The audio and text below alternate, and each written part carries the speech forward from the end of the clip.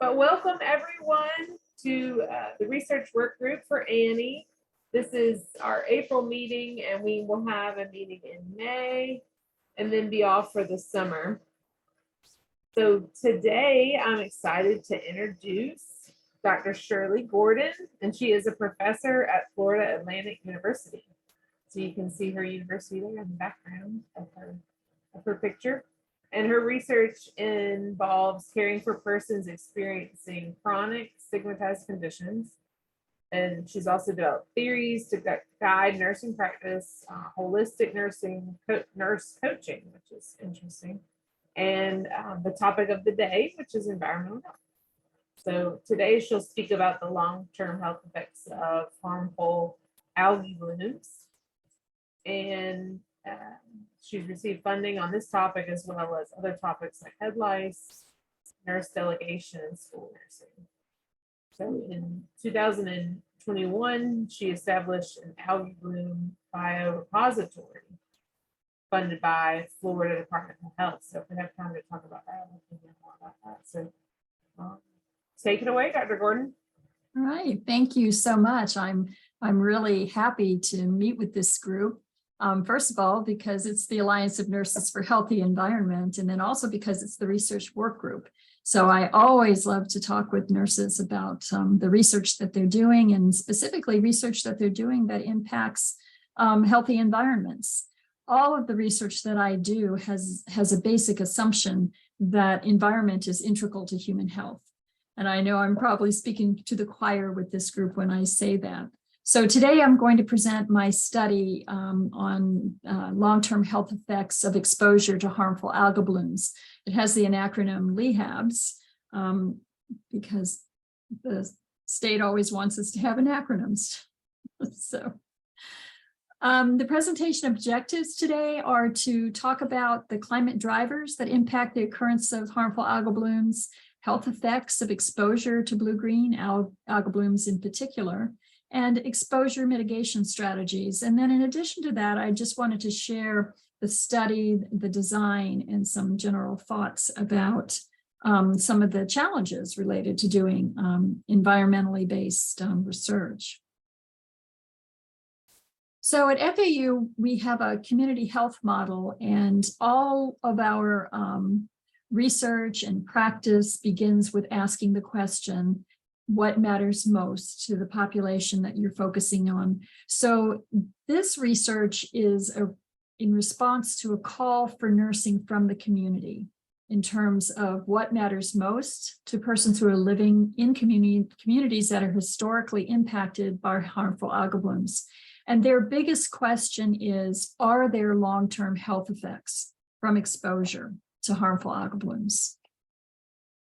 Because of the group today, I wanted just to start with talking a little bit about climate change and health. I know you're probably familiar with this conceptual framework for the relationship of climate change to human health.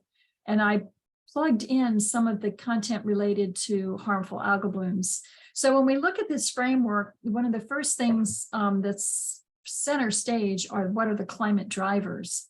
And those are increased temperatures, precipitation extremes, extreme weather events, as well as rising sea levels. So when you live in a state like Florida, and our state is at sea level. My home, you have to walk up a little bit of an incline to get to my front door, and I'm at 10 feet above sea level. So I'm high. So rising sea level for Florida is a challenge. When we look at harmful algal blooms, what we know is that increased water temperature and nutrients and increased number of sunny days will lead to algal blooms. My research focus is not on algal blooms in general, but harmful algal blooms. So harmful algal blooms occur when algae grow out of control and produce toxins that are harmful to people, fish, shellfish, marine mammals, and birds. So algae blooms are commonly occurring events in any body of water. Now, the blue-green algae that I study are fresh and brackish water located. So Florida has a lot of fresh water and a lot of brackish water, in addition to our coastal areas where we have the ocean ocean waters. Now, what we see in the marine waters is red tide. And of course, you've probably heard on the national news that we have this huge sargassum float that is headed our way that's bigger than the contiguous United States. So that's another form of algae, but those are not the ones I'm focusing on. I'm focusing on the blue-green algae. So the toxins enter the body through ingestion, inhalation, and skin. And harmful algal blooms can lead to fish kills because when they get thick mats floating on the top of the water, it depletes the oxygen, which kills the fish and then also reduces the sunlight. So kills all the organisms that rely on sunlight as it comes through the water. And as a result, a lot of fisheries are closed and recreation areas are closed. So we know that the climate drivers also drive harmful algal blooms. And the health outcomes as it relates to the framework that's in front of you are focused on the food, water, and vector-borne disease categories. So primarily food and water. You can ingest the toxins by ingesting water, but also by ingesting fish, shellfish, and other mammals that live in the sea. So it's very much tied to climate change. When we look at the research directions related to health and climate change, the first direction is to evaluate how environmental exposures caused by climate change influence an individual person's health. The second one is to conduct research to identify interventions that can reduce asthma rates in children who live in urban settings with poor air quality, identify and develop local and regional interventions, and support multidisciplinary teams of researchers around the world. And these directions are coming from the NIH Climate Change and Health Initiative. So I wanted to place my study in the context of those directions. And while the study will directly and or indirectly impact all of those areas, the two primary directions this study impacts are the first one, which is evaluate how environmental exposures caused by climate change may influence an individual person's health, and to support multidisciplinary teams of researchers around the world. It's important to note, while Florida gets a lot of national press whenever we have what we refer to as a super bloom, these harmful algal blooms occur all over the world. So I wanted to, did I go one too far? No, okay. I wanted to talk a little bit about team science, since this is the research work group for the Alliance of Nurses for Healthy Environments. And I know you probably are all very familiar with team science, but it's important to pull this out because of the uniqueness of my study. So team science is the direction most science is going right now. Certainly, if you want to get significant funding, you pretty much have to have a team science approach. Scientists are increasingly joining colleagues with collaborative research around the world. Most articles are now written by 6 to 10 individuals. I know students hate that because there's so many names they have to include in their citations. And it has led to scientific breakthroughs that would not otherwise be possible. The figure on the right just shows the different types of team science everywhere from unidisciplinary, where there may be several researchers, but all from the same discipline, all the way to transdisciplinary. When I was building my team for the harmful algal bloom study, some of the factors that were predictive of success had to do with the team composition. So in other words, pulling together the right people, and professional development.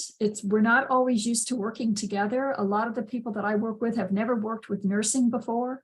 So it was a very unique experience for them. I'm the PI of the study. So not only were they not used to working with nursing, they weren't used to nurses running the study. And then of course, team leadership. It is sometimes like herding cats when you're working with a multidisciplinary team across disciplines, and in my case, across institutions. So for the LEHAB study, again, the call was what matters most to people living in communities that are historically impacted by harmful algal blooms. So we did a focus group study and in preparation for this study, and we haven't published it yet, so I'm listing this as preliminary data. But we asked specifically this question: what matters most to you?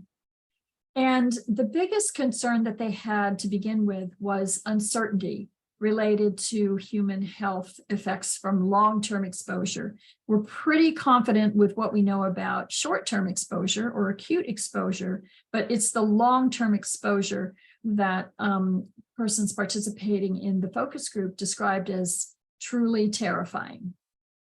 In addition to the uncertainty, they are also concerned about the impact primarily on their children. For example, we know that children have a greater exposure possibility related to their size, and also women that are pregnant. We do not know at this time whether or not the toxins pass the placenta or are passed into the breast milk. That is some work that needs to be done in the future. I am in conversations now with a physician, and we will work together to look at the presence of harmful algal bloom toxins in cord blood. So that is some work that still needs to be done. And if you're interested, let me know. They're also concerned not only about their children, but their family, themselves and their friends. They're worried about their pets. There are a number of documented cases where pets have died following exposure to impacted water. They're also concerned about their community, their businesses, and in Florida, tourism. And a lot of the areas where we see historical harmful algal blooms occurring, the main source of revenue in those areas is tourism and fishing. So it's a huge concern for them in terms of what the outcomes of our study are. So again, our study is, are there long-term effects? We don't know if there are or not. So that's what this study is trying to determine. We would like nothing better than to discover that there are no long-term health effects. But again, that's the purpose of this study.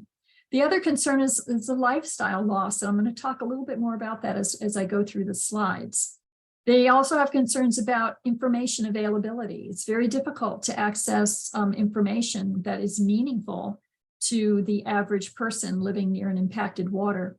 And trust is huge right now. Trusted sources, they have to trust the researchers as we come into their communities and collect data. And so the trust theme kind of crosses through every other area. So what do we know about harmful algal bloom exposure and human health? Back in 2003, the World Health Organization identified water-related diseases, including those caused by harmful algal blooms, as an emerging health issue. So that health issue is continuing to emerge. We're seeing more and more algal blooms and larger algal blooms. We know that the blue-green algae is found in fresh or brackish water, and what that means is there are a lot of people that live around impacted waters. We know that the toxins travel up to 10 miles from the source of the bloom. So if you're living in a community within 10 miles of a bloom, you have the possibility of being exposed. Unfortunately, our ability to detect, diagnose, and manage health impacts from the toxins are not well understood. The figure that I have to the right is taken from the Florida Department of Environmental Protection, and it is an interactive map. The green dots represent samples, water samples that were taken more than 30 days ago, and the blue dots are the samples that have been taken within the last 30 days. The most recent dot today was taken yesterday. So it's a very current map, but it can be very difficult for the general public to interpret these maps. Now, it's interactive in the sense that when you go to the website, you can place your mouse over one of the dots, and it will tell you exactly when it was taken, where it was taken, how it was taken, and what the toxin levels are. Now, unfortunately, what we don't know is how much exposure can you be expected to receive based on those numbers. So what our study is doing is looking at the exposure from humans from air and water, and then what their symptoms are, and then trying to correlate those so that we can determine what is a safe number, if there is such a safe toxin level number. So right now the numbers are interesting, but not particularly meaningful in terms of human health, because we simply don't know what they mean. So when we look at exposure, we generally talk about acute and chronic exposure. So acute exposure, we're very familiar with. There's a bloom, you can see the bloom, we know there's a bloom, people are having symptoms, they know it's associated with the bloom. And some of those reactions include dermal, respiratory, gastrointestinal, and sometimes neurological. So the most reported symptoms are pruritus, urticaria, blisters, and other rashes. You can see from the photo to your right, that is a rash that was developed after exposure to a freshwater pond. Also symptoms like otitis, rhinitis, conjunctivitis, gastrointestinal systems like nausea, vomiting, and cramps and diarrhea. The number one reason for HAB-related ER visits, however, is difficulty breathing. Some people have a very violent reaction. Unfortunately, we don't know, because we don't have any toxin data from humans related to these symptoms at this point.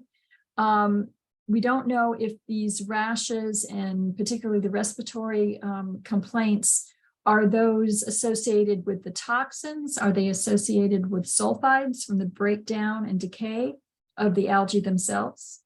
Is it a combination? Is it a contact issue? Is it a toxin issue? Is an allergic reaction? These are unknown questions. So in one cohort study that was conducted in Florida and Australia, individuals exposed to higher cell densities of cyanobacteria, which is the blue-green algae, were more likely to report respiratory symptoms. So not unexpectedly, the higher the levels of cell densities, the higher the reported illnesses, particularly respiratory symptoms. So common sense would tell us that, but we need more data to confirm what is actually causing it. So my study focuses on chronic exposure, and unfortunately we have very little data related to chronic exposure to humans. We have more data for animals and mammals and fish, but we don't have very much data on humans. The concerns related to long-term exposures is that the toxin may be damaging to the liver, colon, kidneys, and brain. In a review of non-alcoholic liver disease in the United States, the rates of disease were highest in areas with a previous history of cyanobacteria algal blooms. There are reports of cohorts of persons presenting with Alzheimer's disease and autism and Parkinson's in areas that are historically impacted by harmful algal blooms. Now, for those of you that have looked at any kind of outbreaks related or thought to be related to environmental causes, you know how difficult it is to identify a singular environmental cause for anything. Where these blooms occur, also, there are a lot of agricultural contaminants, fertilizers, sewage systems, and other issues that may also be contributing. When you look at the overall signs and symptoms, without a point of care test to determine what the toxin level is, it's very hard to say. Is that some sort of other environmental allergen that's in the air? Is it the toxin in the air? Unfortunately, we just don't know. There's a growing body of literature to suggest that there's a link between the blue-green algae toxin known as VAMA and multiple neurodegenerative diseases. There's a scientist at the University of Miami who is doing some work with cadavers and looking at brain tissue and determining if there is neurotoxins and toxins from blue-green algae present in the brains of persons with Alzheimer's disease. He has been able to identify toxins in the brain tissue of persons with Alzheimer's disease, but we don't know if that is the cause. We don't know if the toxins have any damage or cause any damage to the brain. Unfortunately, we just don't know. But you can see why persons living in those areas describe it as truly terrifying, because they don't know what the long-term causes might be or impacts might be. So some of the mitigation strategies that we readily provide to people in impacted areas have to do with public education and public health education campaigns. And they are focused on direct exposure and indirect exposure. So there are signs up. Fortunately, blue-green algae, you can see it. It floats on the top of the water and it's blue-green. It sometimes forms a very dense mat. Sometimes it's a little foamy, but it's very colorful and noticeable. So the direct exposure mitigation strategies are don't wade, swim, or swallow water in which algal bloom may be present. So that's any lake, rivers, and canals. And to avoid recreational activities such as boating or fishing in impacted water. The indirect exposure, which may be the more significant exposure because of the aerosolization of the toxins and the presence of those toxins for 10 miles out, are to avoid or limit contact with beaches, parks, and waterfront outdoor restaurants near HABs. So near HABs, that would be within 10 miles of the bloom. So you can start to see a picture of how this can really impact your day-to-day life. And then ingestion. Avoid ingesting fish and shellfish from contaminated waters to reduce the risk of foodborne exposure. For a lot of people living in, particularly in the rural areas around Lake Okeechobee, fish is a mainstay of their diet. So to tell them to avoid eating fish raises challenges for them in terms of feeding their family. Unfortunately, there is no antidote for mycocystin toxins. Therefore, treatment is always supportive. And we published an article in one of the nurse practitioner journals and provided some guidance in terms of how to treat and recognize harmful algal bloom exposure issues. And the most important thing is a comprehensive exposure history is critical. Now, remember, exposure can take place if you live on or near the water, you work on or near the water, or you recreate on or near the water. So in my area, Lake Okeechobee is a very popular fishing area for largemouth and smallmouth bass. So you might not live anywhere near Lake Okeechobee, but every weekend you go out and fish in the lake.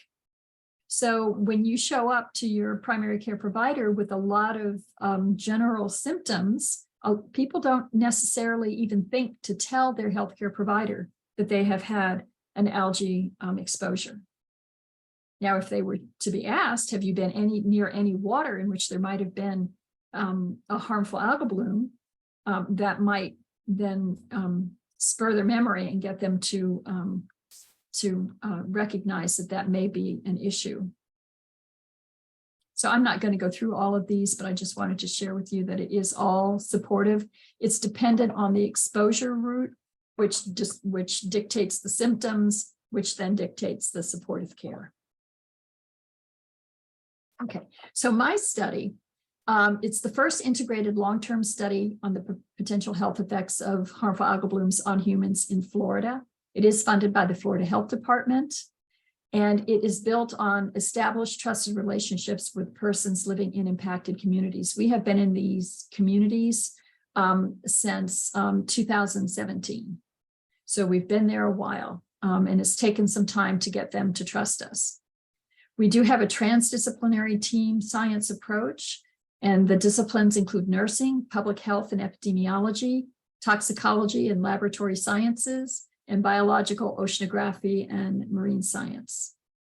This study has resulted in new and validated methods to detect toxins in human tissues. When we started, there was not a reliable method to detect toxins in human blood. So we developed a method with, in collaboration with the Centers for Disease Control. We developed and piloted survey methods that were designed by the College of Nursing and the epidemiology folks at the Harbor Branch Oceanographic Institute, and looking at how we can detect toxins in air and water. So the water samples are managed by the Harbor Branch Oceanographic Institute. Air samples are managed by the Florida Gulf Coast University, excuse me, and Green Water Labs runs a lot of our analysis as well. They're a specialty lab located in the central part of the state. And then we did just develop a biorepository through the College of Nursing at our clinical research unit. And I'm going to talk a little bit more about the biorepository and why we did that in just a minute. The study leverages previous team projects, and these are just a couple of the publications that have come out of the study, looking at how to measure airborne toxins and how far out airborne toxins go, what the symptoms are, and their occurrence and severity following exposure, and then multiple human exposure feasibility and pilot studies. And for those of you that are involved in research, you know you have to do pilot studies and keep moving the science forward so that you can get large funding like R01 through NIH. So again, the focus is long-term health effects of exposure. We have multiple study sites across the state, and we have one control site, Bonita Springs, which is not a historically impacted area. We have a cohort design, and this is what the design looks like. We, in year one, we collect non-bloom samples and bloom samples. For each data collection event, we collect the same data, a survey, tissue samples, and environmental samples. So in year one, we collect the baseline non-bloom samples, and then when a bloom occurs, we get a bloom sample. In year two, and every year following that, we just collect bloom samples. So the inclusion criteria for the study is you have to be 18 years of age or older and have the ability to read and understand English, and you have to live, work, or recreate near a harmful algal bloom.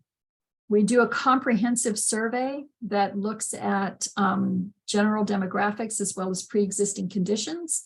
For example, since we know liver and respiratory systems are impacted specifically by these toxins, we look to see if there are any pre-existing conditions related to those two systems. We also look at exposure history and then what symptoms they're currently experiencing. And we also try and determine if they have pets and whether or not their pets are having symptoms, and then what their general health concerns are. So again, we're looking at it's all self-reported data, but we then also look at what the general health concerns they have.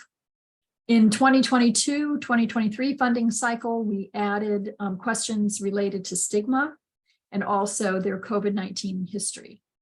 And again, that was a self-reported testing, diagnosis, and symptoms. And that's to help us determine if having COVID-19 is developing a population that has increased sensitivity to harmful algal blooms.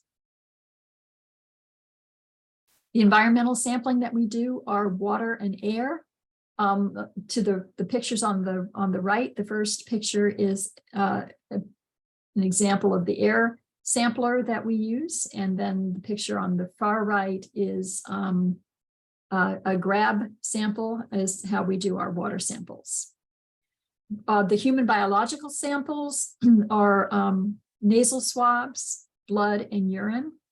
The nasal swabs are tested for the toxins. The blood is tested for toxins as well as liver function studies. And then the urine is also tested for the presence of toxins. So we collect all the data, environmental and human, at the same time, which then allows us to correlate the environmental toxin levels with the human toxin levels. We have the largest cohort study that I am aware of. So our initial enrollment was 102 participants, and we collected over 300 samples. In the next funding cycle, we included 50 new people to address anyone lost to follow-up. And the current funding cycle that we're in, we are including an additional 30 new participants. Unfortunately, during COVID, our recruitment and sample collection was suspended, and that explains the break in the data. So currently, we have 169 active participants enrolled, and by the end of this funding cycle, which ends in June, we'll have 182 enrolled participants. So we started the biorepository in the 2021-2022 funding cycle because we realized that as we're going through, we're still continuing to refine and develop and improve testing methods. One of our hoped for outcomes of this study will be the development of a point of care study, or a point of care test that primary care providers and other specialists can use. So if someone comes in with symptoms that suggest a toxin exposure, that they would be able to test in the moment to see if there was any toxin present and what that toxin level might be. And then obviously at some point it would be nice that we were able to develop an antidote for the toxin as well, but we're not there yet. So the purpose of the biorepository is to collect, maintain, and distribute data and tissue specimens from persons who live or work near harmful algal bloom impacted waters. So what's going into the biorepository are survey data and then aliquot samples of blood and urine. We will continue to follow the cohort over time for as long as we have funding. We're hoping for at least a 10-year study. And then the biorepository will support research collaboration with other institutions around the state of Florida, the United States, and the world.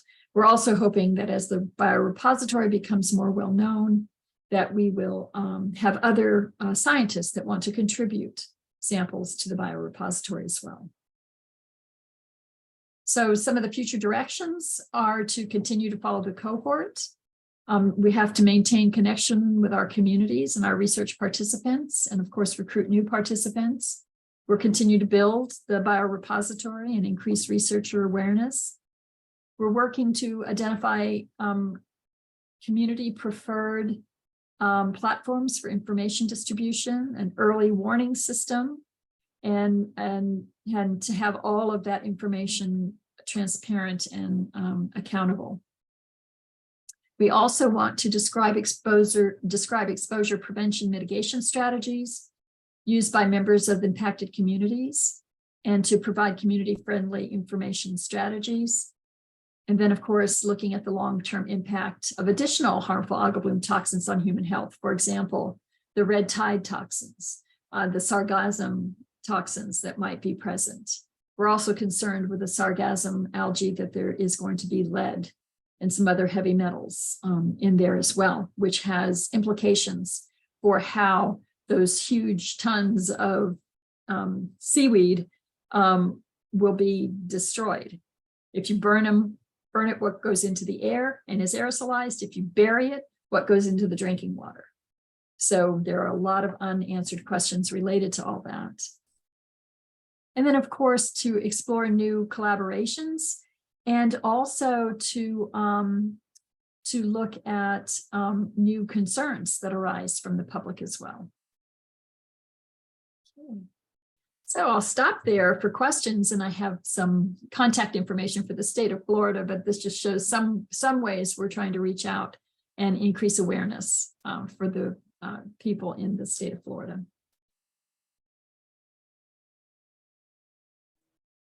All right, so let me end that slideshow and see if you guys have any questions.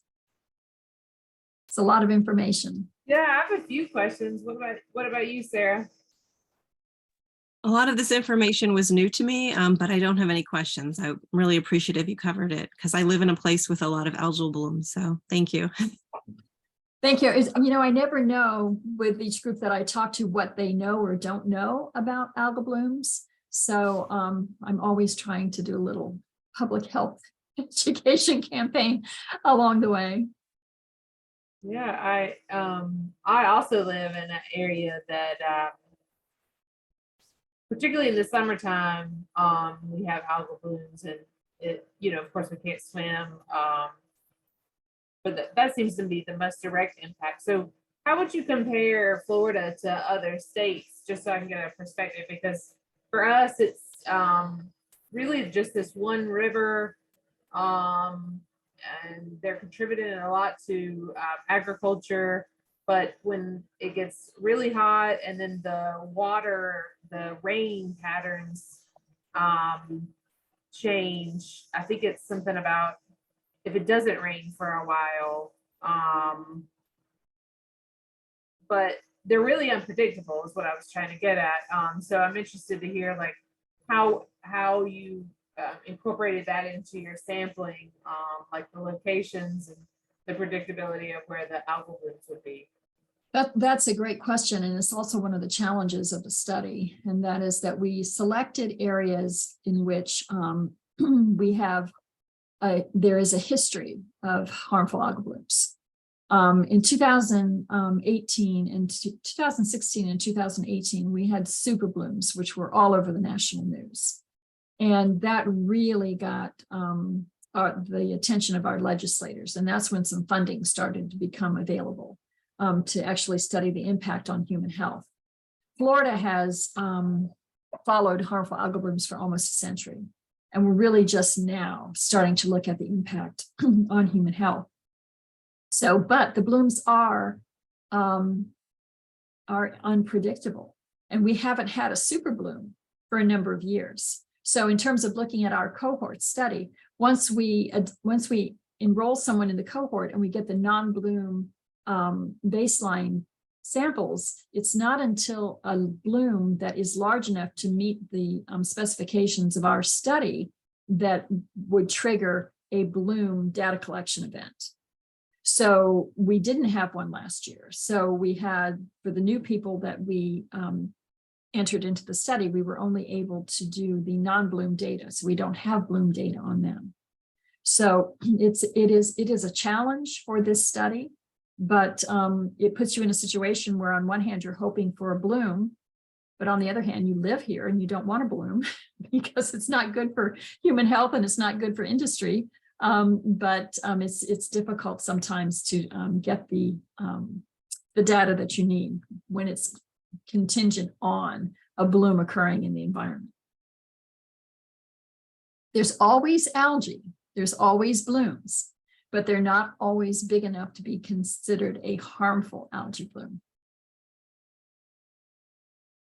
That was the main thing I took away from this, because while you were talking, I was looking up and we have a lot of algal blooms, but then there's only like 3 areas where they're harmful algae, and I never really knew the difference. So that was really helpful. Thank you. And we had to come up with a definition of harmful algal bloom for our study. And we actually worked with the Florida Department of Health, the Centers for Disease Control, and scientists. We had several consultants on the grant as well to come up with a definition for harmful algal blooms that we can use in a consistent way. So we monitor throughout each month, we monitor water samples to determine what is the level of algae that's being picked up in some of these ongoing samples. You remember the slide where it had all the dots on it? So that you can see there's a lot of testing that goes on in the state of Florida, across the state. But you can also see from the location that they're testing where there's bodies of water that they suspect there may be algae blooms. There's a lot of them. And Florida is a very big state. So, yes, so the monitoring is not absolute. We don't monitor every body of water. We don't monitor every body of water every day. So we kind of have to watch and wait. And that's why on that last slide where there was, how to report an algae bloom, we want the public to tell us if you're living on a canal and you go out your back door and there's algae present, you can see it, you can smell it, call the health department. They'll come out and test it. And then we may knock on your door and say, how would you like to participate in our study?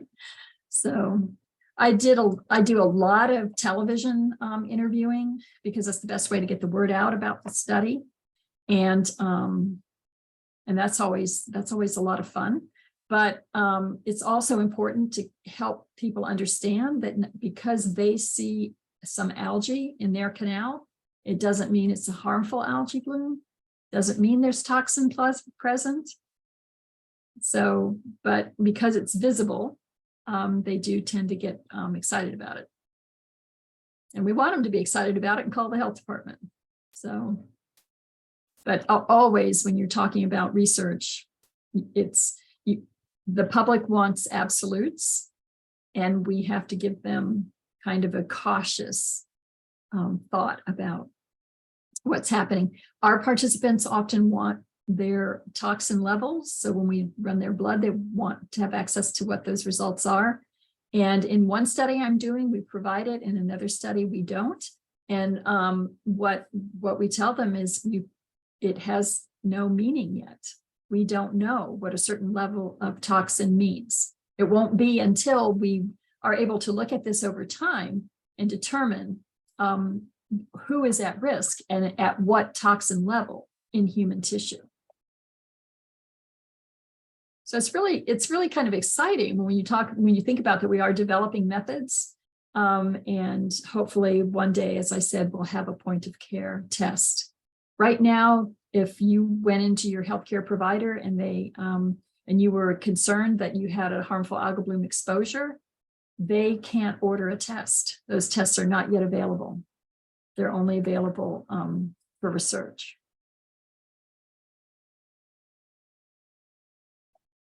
And even if they were available and there was a huge toxin level, we don't know what that level means, and they would treat you with supportive care. We did one study where we looked at emergency room visits as part of the preliminary work to get funding. And we saw that there was an increase in ER visits during the harmful algal blooms in the areas that you would expect from the algal bloom symptoms. So respiratory, GI, most people don't go in for rashes unless they're severe, but the conjunctivitis and the sore throats and the difficulty breathing often bring them in. And of course, one of the scariest ones, short-term or in acute setting, is respiratory. So if you're a person that has pre-existing respiratory conditions like asthma, you are at greater risk for harmful algal blooms than other people might be. One of the intervention studies that I'm trying to do is to look at schools that are within 10 miles of historically impacted waters and looking at their policies related to who is monitoring the news for harmful algal blooms. How are they reacting when there is an algal bloom in their environment? Are they keeping kids inside at school? Are they still allowing them to go outside in the playgrounds? You know, those kinds of things. That I'm also doing a study with the Centers for Disease Control right now, where we are looking at the use of remote spirometry to measure the direct lung function studies during a bloom. And so again, we'll be looking at what are the pre-existing conditions, what are the environmental toxin levels, and what are we seeing in the spirometry measures. That's the first time that's been done. And that has its own challenges. They're also wearing a personal air handler. So instead of the large cylinder air handlers that you saw in the picture, it's a little personal air sampler that hooks onto their belt and then clips near their face. So it just samples the air around their face to get a clearer picture of what are they actually exposed to. Another question is the internal environment in their homes. Is there a particular filter, air conditioning filter, that will filter out the toxins? Are the toxin levels higher in the home than they are outside? We don't know. We know toxins are in the water, in the drinking water. So again. The cyanobacteria? Mhm, mhm. Wow. Yeah, This is not in high levels, interesting. but it is ingesting. You're more likely to ingest the toxins from the water if you were swimming in the water, or if you were boating, or fishing, because as you go through the water, you hit the waves and then it becomes aerosolized. That's the big problem with red tide. As the waves are breaking on the shore, all of the toxins get aerosolized, and that's brevetoxin, and that is a neurotoxin. So that one's scarier, I think, than the blue-green toxins. But they are always in the environment. So, one of the questions is, have human beings adapted to their presence? Do people that come and visit Florida have a bigger reaction than people that have lived here all their lives? We've talked to fishermen on Lake Okeechobee who tell us they've been out there for 50 years and the algae blooms don't bother them. So is that from a desensitization process, as you might expect with other allergens? I don't know. But there's a difference between an allergen and a toxin. So, it's a lot of unanswered questions. So a lot of research space for anyone that's interested. And we need more nurses, because nurses think differently than other disciplines do. I also direct the biorepository for our COVID-19 samples as well. And I've added, when I took that piece over, I started to add additional questions to the survey that were helping us understand the meaning of the data for people. So again, nurses think differently. We use information differently. But together, and that's the idea of the transdisciplinary, together we develop new methods, new approaches, new questions.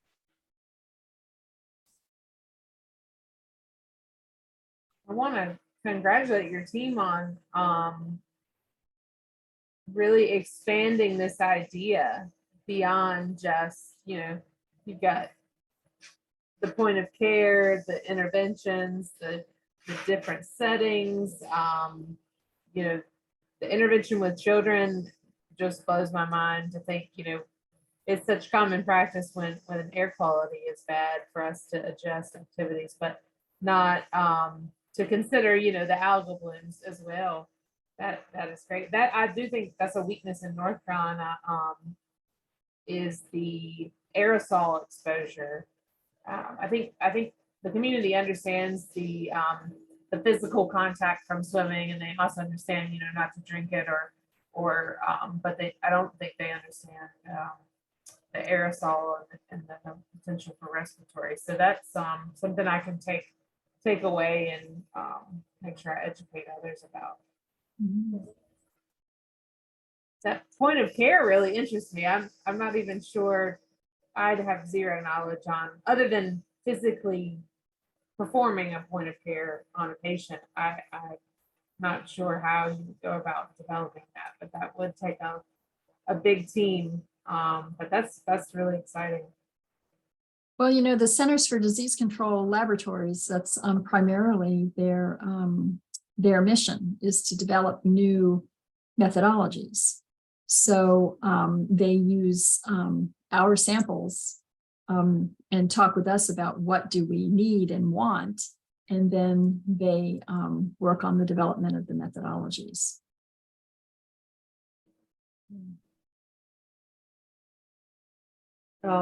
You touched a little bit on citizen science as well. That's something we do in North Carolina with algal blooms also. Not only on reporting, but some citizens go through special training for collection of samples around our area. And we have a similar type of map. So that might be something some nurses could pass along in their communities, is that those maps are out there. So you can utilize them in that kind of situation. Yeah, I'm very supportive of citizen science approaches, as long as you can do them safely. I just had a high school student contact me because she was going to be doing some work with algal blooms for her science project, and she was going to be out collecting samples. And so I put her in contact with our people at the Harbor Branch Oceanographic Institute who do our water sampling to make sure that they're doing it safely. You know, you saw the rash, the picture of the rash. So you can't just reach into the water, and how deep you go is important as well, and how you manage and maintain the samples after you collect them. You know, just like any sample, it has to be done properly, stored properly, all those kinds of things. The good news is the mycosystem toxins are very stable. For sampling purposes, they're very stable. They're also very stable in the environment. They stay there for a while. So yeah, it's one of those things where when people say to you, you've been looking at this for so long, aren't you getting tired of it? And you're like, no, there's so many new questions. I always tell my students that every good research study raises more questions than it answers. So it's on my list this summer to contact the researcher at the University of Miami and find out more about what he's doing with the cadaver brain tissue and what methods he's using. I don't think he's published yet. So, but I was being interviewed by one of the television stations, and the reporter had been down to talk to him. And then he came away with a very different take. He came back with an absolute, it was causing Alzheimer's. And I was going, all right, let's just dial that back just a little bit. When you're looking at whether or not something's present or not present, that's not a cause and effect relationship. And it's very possible if he were looking at brain tissue from people that were not diagnosed with Alzheimer's, he would have found toxins in their brain as well. So I told him this is how you build science. So if he's able to show there is toxins in the brains of persons with Alzheimer's, then you can get some funding and then, go wider and design stronger studies related to answering that question. But the public hears that and they think it causes Alzheimer's, or it causes autism, or it causes Parkinson's. And we just aren't at a place to be able to say that definitively. Not even close. So the reporters don't like to talk to me as much because they want the big headline. And I'm like, yeah, let's just calm down a little bit. Yeah. That's our job as scientists. Just remind them. But we get excited about this stuff too. Yeah, it's great to get excited about it. We want people excited about it. And then we want people to participate in the studies so that we can get the answers they need. So. Well, Dr. Gordon, I probably could listen to you the rest of the day, but our time's coming up to a close. I want to thank you, and thank you, Sarah, for coming in today. And there'll be a quiz that's sent to anyone that either participated today or watches the recording to get continuing education credits. And you should be getting that shortly. So I will stop recording. And again, thank you so much. Well, thank you. And thank you for inviting me. And next time I want to hear about what y'all are doing. So, and how we can work together.